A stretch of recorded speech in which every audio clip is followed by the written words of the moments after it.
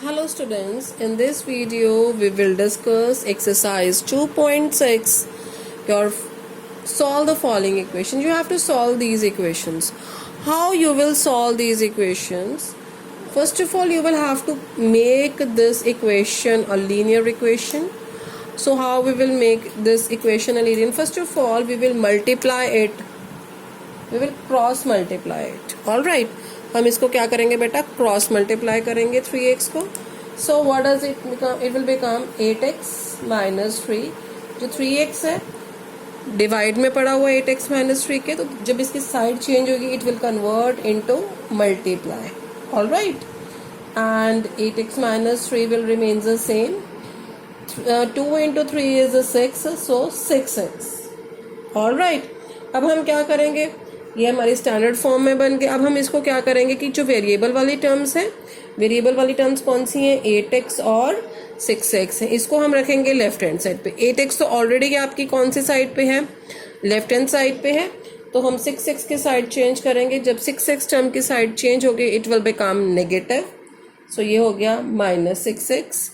All right. Which and अब 3 की side change हुई तो यहाँ माइनस 3 पड़ा हुआ, इसकी साइड चेंज हो गई, ये क्या बन गया 3. 8 minus 6 is nothing but 2. So 2x is equals to 3. अब x जो है 2 जो है वो x के मल्टीप्लाई में पड़ा हुआ है. जब इसकी साइड चेंज हुई तो ये क्या हो जाएगा बेटा, डिवाइड हो जाएगा. So it will become 3/2. And this is which fraction बेटा, दिस इज इम्प्रॉपर फ्रैक्शन. और हमेशा हम क्या करते हैं, जब इम्प्रॉपर फ्रैक्शन होती है हम उसको हमेशा मिक्स्ड फ्रैक्शन में उसका जो रिक्वायर्ड आंसर है उसको लिखने की कोशिश करते हैं. So your answer is 1/2 which is your required answer. All right. Now let's discuss the second part. 9x upon 7 minus 6x is equals to 15. All right. तो सबसे पहले बेटा हम लोग क्या करेंगे, what we will do, what we will do, we will cross multiply the denominator. all right.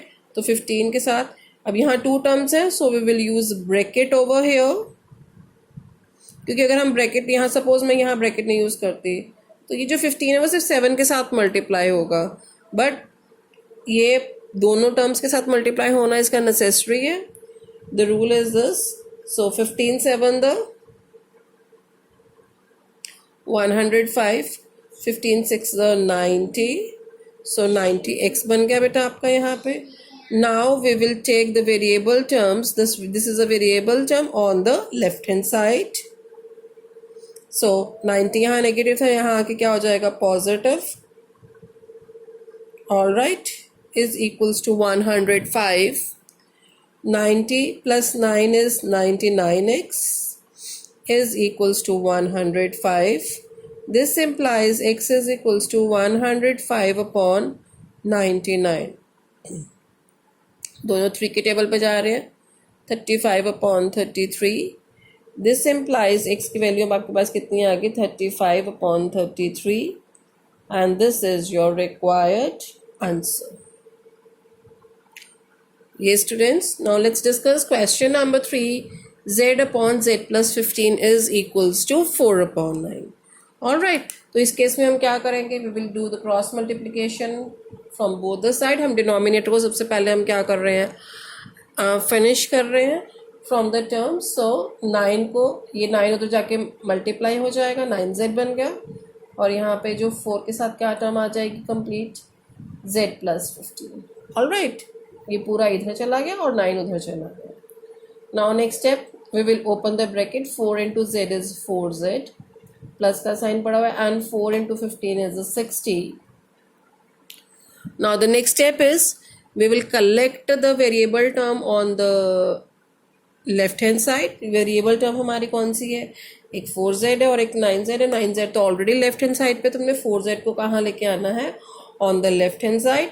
So what we will do, 9z minus 4z is equals to 60. These two terms are like terms, तो इनकी जो subtraction है वो possible है. So 9 minus 4 is nothing but 5. 5z is equals to 60. Now z is equals to 60 upon 5. All right. Cutting करके हमारे पास कितना answer आ गया 12. This implies the value of z is equals to 12, which is your required answer. All right. Yes, students, in this video, let's discuss the next question. Next question is 3y plus 4 upon 2 minus xy is equals to minus 2 upon 5. Again, the first step is we will have to cross multiply. All right. Cross multiply करके हमने denominator को क्या करना है, ख़त्म करना है बेटा सबसे पहले. So 5 into 3y plus 4 and my is equals to minus 2 into 2 minus 6y. All right, let's open the bracket. Next in the next step 5 into 3 is 15. So 15 के साथ क्या पड़ा हुआ है y, यहाँ पे प्लस साइन है तो यहाँ पे भी प्लस आएगा. 5 into 4 is 20. Now minus 2 into 2 is minus 4. Minus 2 into minus 6y is plus 12y. Alright.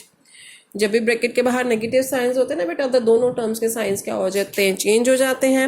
अगर यहाँ पे प्लस था तो यहाँ माइनस हो गया, और माइनस है तो क्या हो गया, प्लस हो गया. The next step is we have to collect these variable terms on the left hand side and this constant quantity on the right hand side. Alright.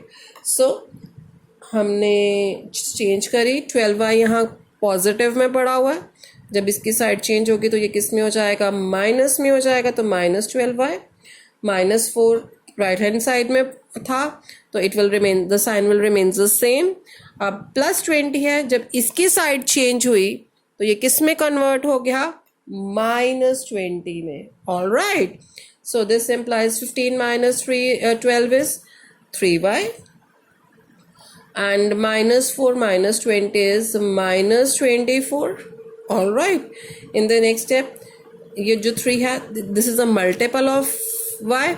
जब इसकी साइड चेंज होगी, when it shifted to the right hand side, so ये क्या हो जाएगा, 24 के divide में हो जाएगा. So your required answer is y is equals to minus 8. This is your required answer. Now let's discuss the fifth part. All right. तो first step हमारा सेम सभी क्वेश्चंस की तरह क्या होगा, क्रॉस मल्टीप्लाई. सो 3 into 7y plus 4. 7y plus 4 को हम bracket में लिखेंगे, minus 4 and into y plus 2. All right. 7 into 3 is 21. So 21y. 3 into 4 is 12. Minus 4 into y is minus 4y. Minus 4 into 2 is minus 8. Next step हमारा क्या होगा कि हमने variable वाली टर्म्स को कहाँ लेके आना है, on the left hand side. तो 4y जो था वो नेगेटिव था, जब इसकी साइड चेंज होगी तो किस में कन्वर्ट हो गया, पॉजिटिव में, माइनस 8. अब जो 12 है ये किस में पड़ा हुआ है, पॉजिटिव में, जब इसकी साइड चेंज हुई तो ये क्या हो जाएगा, माइनस 12. 21 plus 4 is 25. सो 25 है.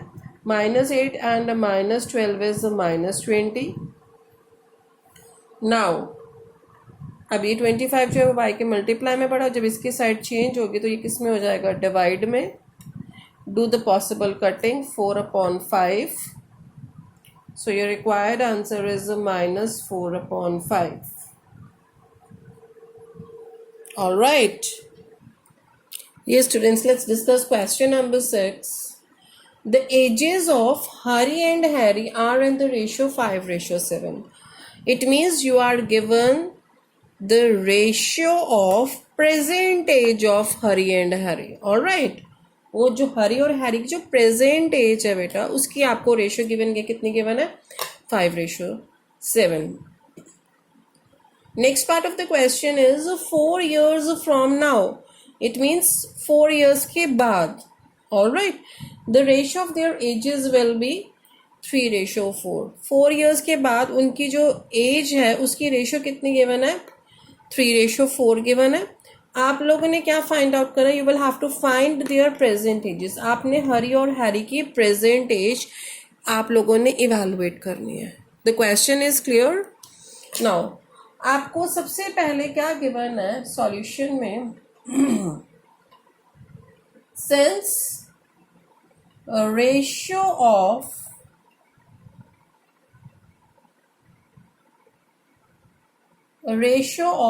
ages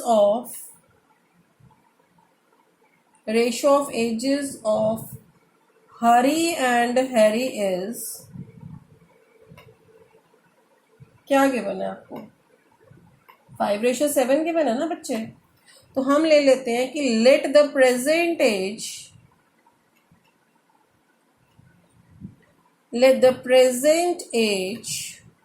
of Hari is equals to 5x years। पहले हरी है तो उसकी पहली वाली जो है वो हरी की एयर रेशियो है, सेकंड नंबर पे हैरी है तो सेकंड वाली हैरी की रेशियो है। तो and the next one is the present age of Harry is equal to 7x years। All right, now according to the question,